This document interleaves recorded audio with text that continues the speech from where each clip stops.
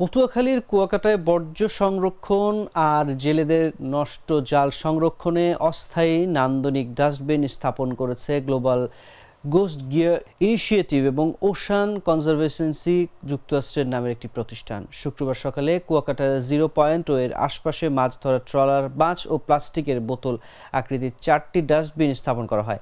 এর বাস্তবায়ন করে পটুয়াখালী বিজ্ঞান ও প্রযুক্তি বিশ্ববিদ্যালয়ের ফিশারিজ টেকনোলজি বিভাগ।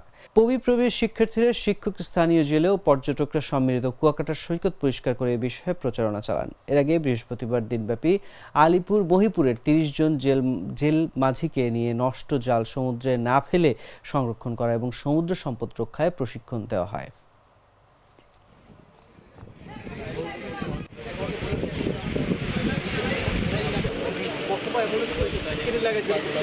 সমুদ্রের পরিবেশ দূষণ এটাকে মুক্ত করার জন্য যে উদ্যোগ নিয়েছে, এটি আমাদের মাতৃবিজ্ঞান অনুষদের অধ্যাপক নিয়েছে বলে আমরা মাতৃবিজ্ঞান অনুষদের শিক্ষক এবং আমরা তাদেরকে নিয়ে আসছি।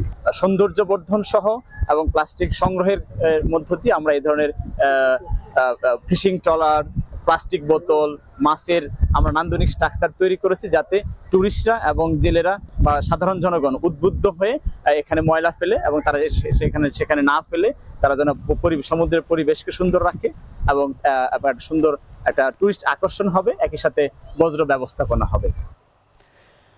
থাকছে এবারে আন্তর্জাতিক সংবাদ।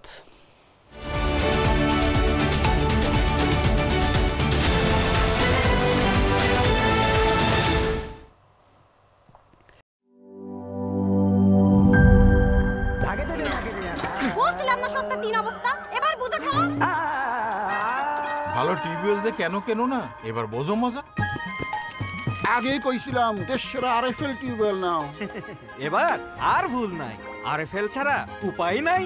অল্প চাপে বেশি পানির জন্য আরএফএল।